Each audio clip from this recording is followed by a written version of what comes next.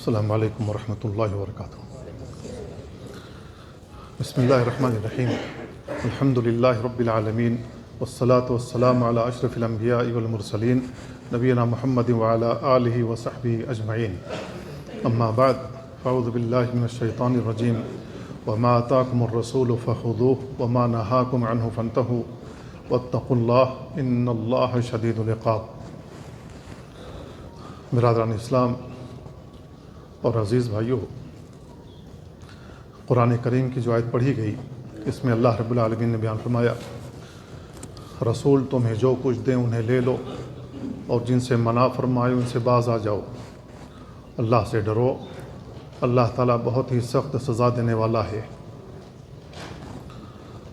پچھلے 2 ہفتے میں جو بات بیان کی گئی ہے وہ یہ کہ نماز میں ہم سے کون کون سی غلطیاں ہوتی ہیں اور سنت کی ہم کتنی مخالفتیں کرتے ہیں، اس سلسلے میں بیان کیا گیا تھا۔ آج بھی اسی سلسلے کو آگے بڑھاتے ہوئے چند اور غلطیاں بتانے کی کوشش کروں گا۔ ان غلطیوں میں سے پہلی غلطی یہ ہے کہ نماز کے اندر اپنے سطر کا خیال رکھا جائے۔ سطر کا ڈھانکنا نماز کے شروط میں سے ہے، اور ہمارا سطر جو ہے ناف سے لے کر گھٹنے تک ہے، یہ ہر حال میں ڈھکا ہونا چاہیے، یہ دکھنا نہیں چاہیے، کھلا ہوا نہیں رہنا چاہیے۔ اگر ہم اتنا باریک کپڑا پہنتے ہیں کہ اس میں سے ہماری شرمگاہ نظر آئے تو ایسی صورت میں ہماری نماز باطل ہو جائے گی، کیونکہ جس چیز کو ڈھانپنے کا حکم دیا گیا ہے ہم نے اس کو نہیں ڈھانپا ہے۔ تو چاہے باریک کپڑا پہنے جس سے ہمارا سطر ننگا ہو جائے، دکھے، یا یہ ہے کہ ہم نے کپڑا تو پہنا ہو لیکن اتنا چست ہو یا اتنا تنگ ہو کہ جب ہم رکوع میں جائیں تو وہ نیچے چلا جائے، نیچے والا کپڑا نیچے چلا جائے اور اوپر والا کپڑا اوپر چلا جائے، اور پیچھے سے ہمارا سب کچھ دکھتا رہے۔ دونوں ہی باتیں اس میں شامل ہیں، اور یہ بات مرد اور خواتین دونوں پر لاگو ہوتی ہے۔ جس طریقے سے مردوں کے لیے سطر کا ڈھانپنا ضروری ہے، خواتین کے لیے بھی ضروری ہے، یعنی خواتین بھی اس قدر باریک کپڑا نہ پہنے کہ ان کا سارا کچھ نظر آئے، اسی طریقے سے مرد حضرات بھی اتنا باریک کپڑا نہ پہنے جس طریقے سے لکھنوی چکن ہوتا ہے، انتہائی باریک ہوتا ہے۔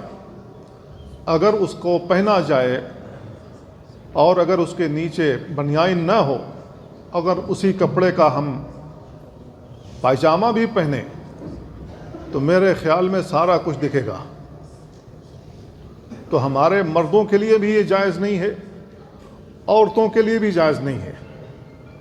اب تو خواتین کے جس انداز کے کپڑے آ رہے ہیں، چاہے وہ نیٹ کے ہوں چاہے کوئی اور ہوں، وہ تو بالکل ہی شفاف ہوتے ہیں۔ اس قسم کے کپڑے اگر خواتین پہن کر نماز پڑھتی ہیں جس سے ان کا بدن جھلکتا ہو، تو ایسی صورت میں ان کا بدن کا حصہ جو بھی دکھ رہا ہے، جس کا ڈھانکنا ضروری ہے، اگر وہ دکھ رہا ہے تو پھر ان کی نماز نہیں ہوگی۔ اب اس سلسلے میں نبی کریم صلی اللہ علیہ وسلم کی جو احادیث آتی ہیں آپ ان پر غور کر لیں۔ اللہ کے نبی صلی اللہ علیہ وسلم کے پاس ایک آدمی آیا اور اس نے سوال کیا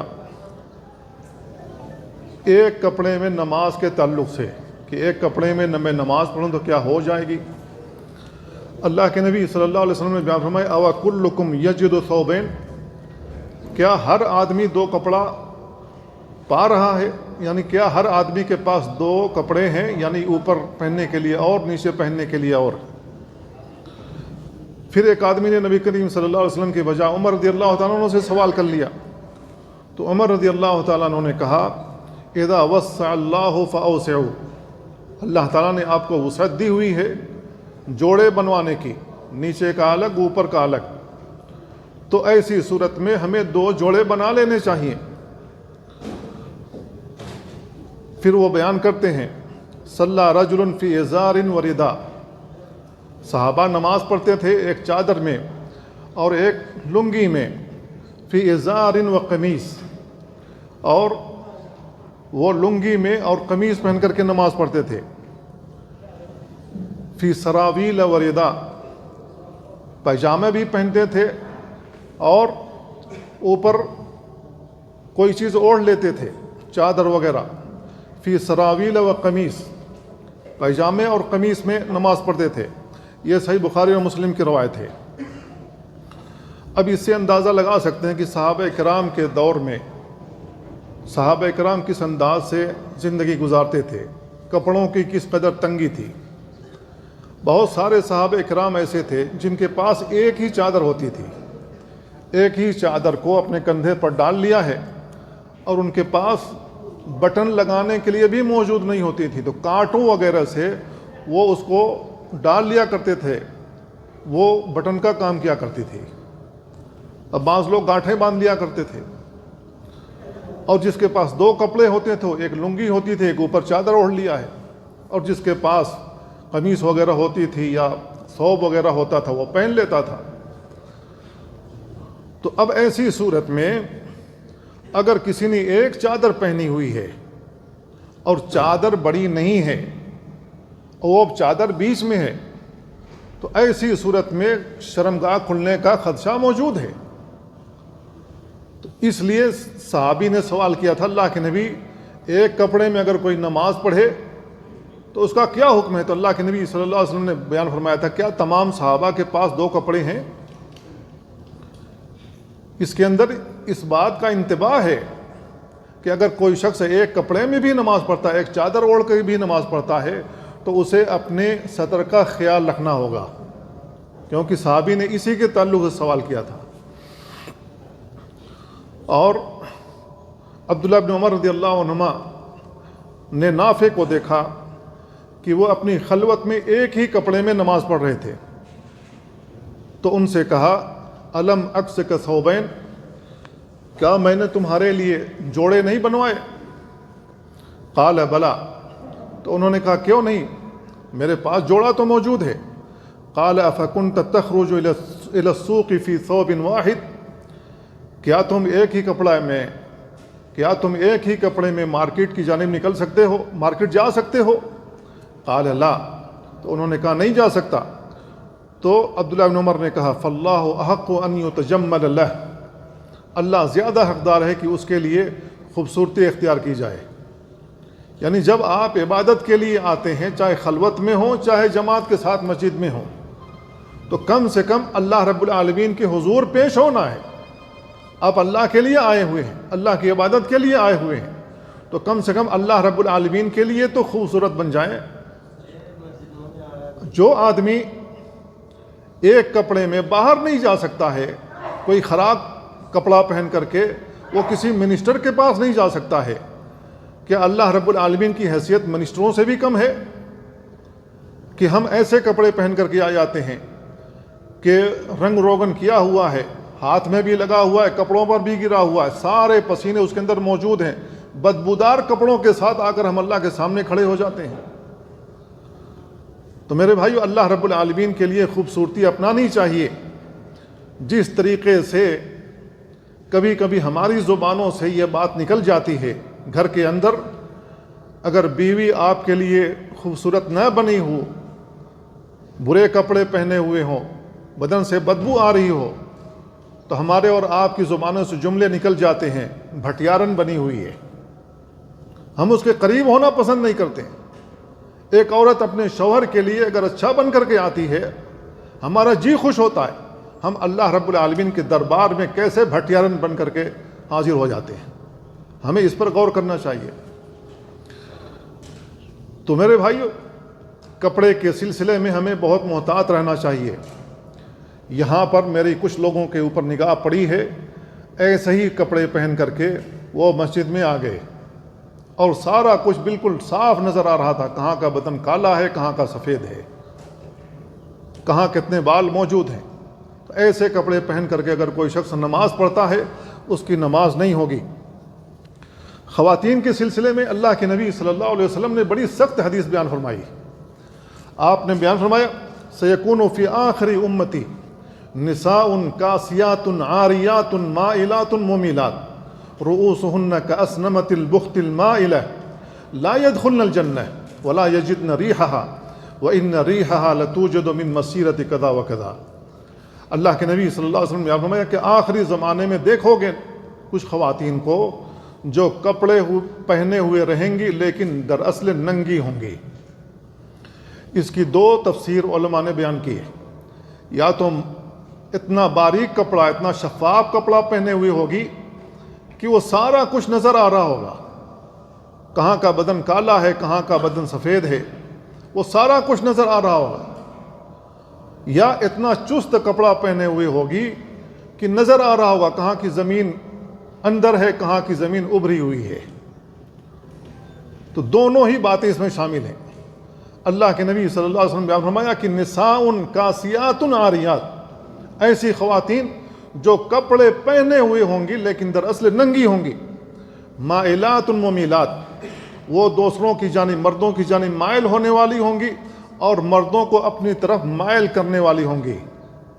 رؤوسہن کاسنمۃ البخت المائلہ، اور انہوں نے اور خواتین نے اپنے جوڑے جو بنائے ہوئے ہوں گے، جیسے بختی اونٹ ہوتا ہے، اس کی جو کوہان ہوتی ہے چربی کی وجہ سے ایک جانب لٹکی ہوئی ہوتی ہے، اسی انداز سے یہ خواتین بھی اپنے جوڑے بنائے ہوئے ہوں گی۔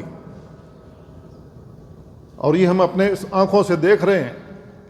اللہ کے نبی صلی اللہ علیہ وسلم نے ایسی عورتوں کے بارے میں بیان فرمایا لا يدخلن الجنہ، یہ جنت میں نہیں داخل ہو سکیں گی، ولا یجدن ریحہا، اور جنت کی خوشبو بھی نہیں پا سکیں گی، جبکہ جنت کی خوشبو بہت ہی دور سے سونگھی جا سکے گی۔ اتنا سخت بیان اللہ کے نبی صلی اللہ علیہ وسلم نے اس حدیث میں بیان فرمایا ہے۔ تو میرے بھائیوں، کاسیات عاریات پر آپ غور کریں، کپڑا پہنے ہوئی ہوں گی لیکن دراصل ننگی ہوں گی۔ تو یہ خواتین کے لیے بھی ہے اور ہم مردوں کے لیے بھی ہے کہ اگر ان کا سطر ڈھانکنا ضروری ہے، نماز کے شرائط میں سے ہے، تو سطر کا ڈھانکنا نماز کے شرائط میں ہمارے لیے بھی ہے۔ ہم بھی اتنا باریک کپڑا نہ پہنے جس سے ہمارا سب کچھ دکھے، اور وہ بھی نہ پہنے۔ اگر اس بات کا التزام نہ کیا جائے تو میرے بھائیوں، اللہ تعالیٰ نماز قبول نہیں کرے گا، کیونکہ نماز کے شروط میں سے ہے سطر کا ڈھانکنا۔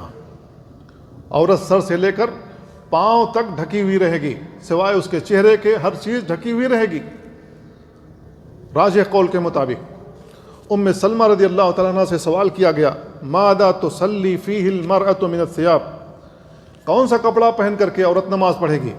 قالت فی الخمار والدر السابغ الذی یغیب ظہور قدمیہا، وہ کہتی ہیں کہ چوڑا سا کپڑا پہنے گی، خمار اوڑھنی بھی اوڑھے گی اور چوڑا سا کپڑا اپنے بدن پر ڈھانکے ہوئے ہوگی، یہاں تک کہ اس کے جو قدم ہیں وہ بھی ڈھکے ہوئے ہوں گے۔ تو یہ ام سلمہ رضی اللہ تعالیٰ عنہ کا فتویٰ ہے اس زمانے میں، جبکہ اتنے فتنے موجود نہیں تھے، سادگی کا زمانہ تھا، نبی کریم صلی اللہ علیہ وسلم کی تربیت کا اثر موجود تھا، لیکن خواتین نے سوال کیا تو ام سلمہ رضی اللہ تعالیٰ عنہ کا یہ فتویٰ آیا۔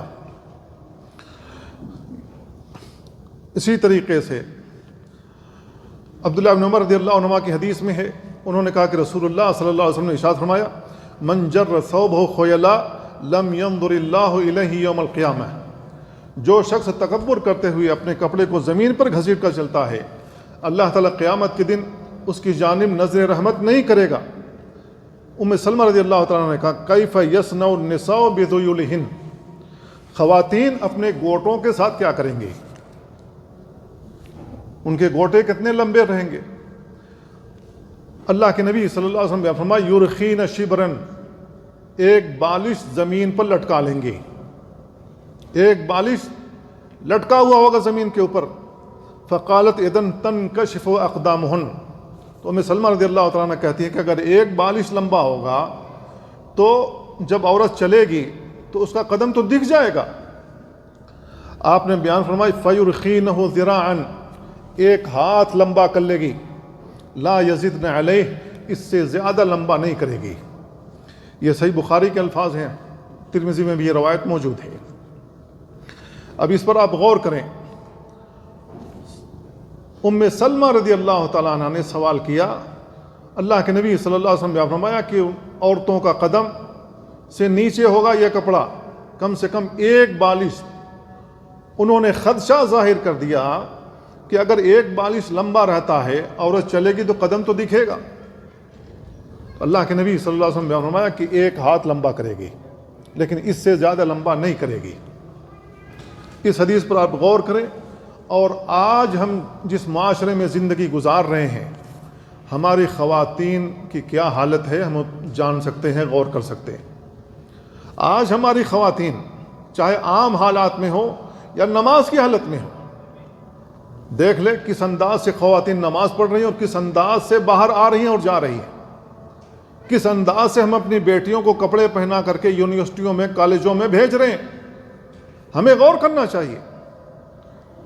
جن کو کہا گیا ہے کہ ان کا قدم بھی دکھنے نہ پائے، کم سے کم ایک ہاتھ لمبا کپڑا ہونا چاہیے، وہ خواتین اپنے کپڑوں کو نیچے سے چھوٹا کر رہی ہیں، اور ہم مردوں کو کہا گیا ہے کہ نیچے سے اوپر اپنا کپڑا رکھو، ٹخنے سے اوپر ہر حال میں کپڑا ہونا چاہیے۔ کوئی ایک حدیث بھی ایسی نہیں ہے جس سے یہ ثابت ہوتا ہو کہ مردوں کا کپڑا ٹخنے سے نیچے رہے گا، ایک بھی حدیث ثابت نہیں ہے۔ تو ہم مردوں کو کہا گیا کپڑا اونچا رکھو، تو ہم نیچا کیے جا رہے ہیں، اور خواتین کو کہا گیا کہ وہ لمبے کریں، تو خواتین اپنے کپڑے زیادہ سے زیادہ چھوٹے کرتی چلی جا رہی ہیں۔ میرے بھائیو، اس سے ہم اندازہ لگا سکتے ہیں کہ ہمارا ماحول کس قدر بگڑ چکا ہے، اور نبی کریم صلی اللہ علیہ وسلم کی جو سنت ہے ہم اس سے کتنی زیادہ دور ہو چکے ہیں۔ دوسری غلطی یہ ہے کہ کپڑا ٹخنے سے نیچے نہیں رہنا چاہیے نماز کی حالت میں۔ ہمارا کپڑا ہر حال میں ٹخنے سے اوپر رہنا چاہیے، نماز میں بھی اور غیر نماز میں بھی، چاہے وہ کپڑا پینٹ ہو یا ٹراؤزر ہو یا شلوار ہو یا پائجامہ ہو یا لنگی ہو یا ثوب ہو، کوئی بھی کپڑا جو ہم نے زیب تن کر رکھا ہے وہ ٹخنے سے نیچے نہیں رہنا چاہیے۔ اگر ہم وہ کپڑے ٹخنے سے نیچے رکھتے ہیں تو اس سلسلے میں نبی کریم صلی اللہ علیہ وسلم کی سخت ترین وعید آئی ہے۔ ابو ہریرہ رضی اللہ عنہ کی روایت ہے، وہ کہتے ہیں بینما رجل یصلی مسبلا ازارہ، ایک آدمی اپنا کپڑا ٹخنے سے نیچے رکھ کر کے نماز پڑھ رہا تھا۔ قال له رسول اللہ صلی اللہ علیہ وسلم، رسول اللہ صلی اللہ علیہ وسلم نے اس سے کہا اذهب فتوضا، جاؤ جا کر کے وضو کرو۔ فذهب فتوضا، وہ گیا اور اس نے وضو کیا، ثم جاء، پھر واپس آیا۔ فقال اذهب فتوضا، کہا کہ جاؤ دوبارہ وضو کرو، وہ گیا اور وضو کیا۔ فقال له رجل، تو اس سے ایک آدمی نے کہا، آپ سے ایک آدمی نے کہا اے اللہ کے رسول، ما لک امرتہ ان یتوضا، آپ نے اس کو اتنی بار وضو کرنے کے لیے کیوں بھیج دیا؟ اللہ کے نبی صلی اللہ علیہ وسلم تھوڑی دیر خاموش رہے، پھر بیان فرمایا انہ کان یصلی وہو مسبل ازارہ، وہ اس حالت میں نماز پڑھ رہا تھا کہ اس کا کپڑا ٹخنے سے نیچے تھا۔ وَإِنَّ اللَّهَ لَا يَقْبَلُ صَلَاةَ رَجُلٍ مُسْبِلٍ إِزَارَهُ، اللہ تعالیٰ اس آدمی کی نماز ہی قبول نہیں کرتا جس کے کپڑے ٹخنے سے نیچے ہوں۔ حدیث کے آخری جملے پر آپ غور کریں، اللہ کے نبی صلی اللہ علیہ وسلم نے فرمایا کہ جس آدمی کے کپڑے ٹخنے سے نیچے ہوں، لا يقبل اللہ صلاة رجل، اللہ اس آدمی کی نماز ہی قبول نہیں کرتا ہے۔ آپ اس کو معمولی سمجھ رہے ہیں، کپڑا نیچے ہے کوئی فرق ہی نہیں پڑ رہا ہے۔ اللہ کے نبی صلی اللہ علیہ وسلم بیان فرما رہے ہیں کہ اس آدمی کی اللہ تعالیٰ نماز ہی نہیں قبول کرتا ہے۔ یہ سنن ابو داؤد کی روایت ہے۔ امام نووی نے ریاض الصالحین میں اور المجموع میں کہا شرط علی صحیح مسلم، یہ صحیح مسلم کی شرط کے مطابق ہے، اور امام ذہبی نے کتاب الکبائر میں کہا کہ ان کا کہنا درست ہے، یعنی یہ روایت صحیح ہے۔ کیا اللہ کے نبی صلی اللہ علیہ وسلم کا یہ بیان غلط ہے؟ بحیثیت مسلمان کہہ سکتے ہیں کہ اللہ کے نبی صلی اللہ علیہ وسلم نے یہ بات صحیح نہیں بیان فرمائی؟ بحیثیت مسلمان اگر ہم قبول کرتے ہیں کہ اللہ کے نبی صلی اللہ علیہ وسلم کا یہ بیان حق ہے، آپ کا فرمان درست ہے، تو ہمیں یقین ہونا چاہیے کہ ہم نے کپڑے لٹکا کر کے جو نماز پڑھی اللہ تعالیٰ اس نماز کو قبول نہیں کرے گا، یہ یقین ہونا چاہیے۔ اگر یہ جانتے ہوئے بھی مسلمان کپڑا ٹخنے سے نیچے رکھ کر نماز پڑھ رہا ہے تو اس کا مطلب یہ کہ رسول اللہ صلی اللہ علیہ وسلم کی سنت کی اس کے کوئی پرواہ نہیں ہے، کوئی پرواہ نہیں۔ کیا مسلمان ہو کر کے ہم نے اپنے نبی کی عزت کی ہے، آپ کا احترام کیا ہے، یا آپ کے احکامات کی دھجیاں اڑائی ہیں؟ ایک اور روایت عبداللہ بن عمرو بن عاص رضی اللہ عنہما کی ہے، اللہ کے نبی صلی اللہ علیہ وسلم فرماتے ہیں لا ينظر اللہ الی صلاة رجل یجر ازارہ بطرا، اللہ رب العالمین اس آدمی کی نماز کی جانب ہی نہیں دیکھتا ہے جو اپنے کپڑے کو زمین کے اوپر گھسیٹ کر چلتا ہے، اللہ تعالیٰ اس آدمی کی نماز کی طرف ہی نہیں دیکھتا ہے۔ عبداللہ بن مسعود رضی اللہ تعالیٰ عنہ کہتے ہیں میں نے رسول اللہ صلی اللہ علیہ وسلم سے فرماتے ہوئے سنا من اسبل ازارہ فی صلاۃ خیلا، جو شخص نماز کی حالت میں تکبر کرتے ہوئے اپنے ٹخنے سے کپڑا نیچے لٹکائے ہوئے رہتا ہے فلیس من اللہ فی حل ولا حرام، یہ سنن ابو داؤد کی روایت ہے اور صحیح الجامع میں بھی یہ روایت موجود ہے۔ وہ کہتے ہیں کہ جو شخص اپنے کپڑے کو ٹخنے سے نیچے لٹکائے ہوئے ہو اور اس کے اندر تکبر موجود ہو تو وہ اللہ کی جانب سے نہ حل میں ہے نہ حرام میں ہے۔ شارحین نے فلیس من اللہ فی حل ولا حرام کی تشریح کی ہے، اے لا ينفع للحلال والحرام فهو ساقط عن الاعین لا يلتفت الیہ ولا عبرت به ولا بافعاله، یعنی اللہ کی جانب سے نہ حل میں ہے نہ حرام ہے کا مطلب یہ ہے کہ اللہ کے نزدیک اس کے نماز کی کوئی وقت ہی نہیں ہے، اس نماز کی کوئی وقت ہی نہیں اللہ کے نزدیک اگر ہم اس انداز سے نماز پڑھتے ہیں کہ ہمارا کپڑا ٹخنے سے نیچے لٹکا ہوا ہو۔ اب کوئی شخص کہہ سکتا ہے کہ میرے کپڑے ٹخنے سے نیچے تو ہیں لیکن میرے دل میں تکبر نہیں ہے، تو میرے بھائیو تکبر کوئی ایسی چیز نہیں ہے جسے ہاتھ میں رکھ کر کے لوگوں کو دکھایا جائے کہ یہ میرے دل میں تکبر ہے یا نہیں ہے، یہ دکھائے جانے والی چیز نہیں ہے، یہ تکبر دل میں پیدا ہوتا ہے۔ اور اللہ کے نبی صلی اللہ علیہ وسلم نے اس کی ڈیفینیشن جو بیان کی ہے وہ یہ ہے الکبر بطر الحق وغمط الناس، گھمنڈ یہ ہے کہ لوگوں کو گری ہوئی نگاہ سے دیکھا جائے اور حق آ جائے تو حق قبول نہ کیا جائے، کسی بھی معاملے میں حق معلوم ہونے کے باوجود کہ یہ بات حق ہے، یہ فرمان حق ہے، یہ قول حق ہے، حق جاننے کے باوجود بھی اگر ہم قبول نہیں کرتے ہیں تو ہم متکبر انسان ہیں۔ وہ انسان متکبر ہے جو حق کو قبول نہیں کرتا ہے جاننے کے باوجود بھی۔ اللہ کے نبی صلی اللہ علیہ وسلم نے اس کی تکبر کی یہ ڈیفینیشن بیان کی ہے، یہ تعریف بیان کی ہے۔ اگر ہم اس تعریف کو لیتے ہیں اور اس تعریف کے مطابق ہم اپنے اوپر نگاہ ڈالتے ہیں تو میرے بھائیو اکثر مسلمان متکبر نکلیں گے۔ کپڑوں کے سلسلے میں لے لیجئے، جب ہم کپڑے سلوانے کے لیے ٹیلر کے پاس جاتے ہیں تو ٹیلر سے کہتے ہیں اور نیچے کرو، نیچے کرتے کرتے یہاں تک کہ جب تک زمین پر لگ نہ جائے ہمیں تسلی نہیں ہوتی ہے۔ جس منہ سے ہم اس کو لمبا کرنے کے لیے کہہ رہے ہیں اسی منہ سے ہم یہ بھی کہہ سکتے ہیں کہ ہمارا کپڑا ٹخنے سے اوپر رہنا چاہیے، نیچے اگر تم نے کیا یا لمبا کیا یہ کپڑا تمہارے منہ پر پھینک دوں گا میں۔ کہہ سکتے ہیں نہیں کہہ سکتے؟ کہہ سکتے ہیں، لیکن ہمارا کپڑا جتنا نیچے ہو اتنی ہمیں تسلی ہوتی۔ کیوں؟ اس لیے کہ یہی فیشن ہے، یہی فیشن چل پڑا ہے، فیشن میں ڈوب کر ہم اپنی نمازیں برباد کر رہے ہیں۔ میرے بھائیوں کوئی بھی مسلمان اسے معلوم ہو گیا کہ اللہ کے نبی صلی اللہ علیہ وسلم نے یہ بات بیان فرمائی ہے کہ حق آ جانے کے بعد اسے قبول نہ کیا جائے تو متکبر انسان ہے۔ اللہ کے نبی صلی اللہ علیہ وسلم نے کپڑوں کو ٹخنے سے اوپر رکھنے کا ہمیشہ حکم دیا ہے، چاہے نماز کی حالت ہو چاہے عام حالات ہو۔ یہ جاننے کے باوجود اگر کوئی مسلمان اپنے کپڑے کو ٹخنے سے نیچے رکھتا ہے تو وہ متکبر انسان ہے کیونکہ رسول اللہ صلی اللہ علیہ وسلم کا فرمان حق ہے.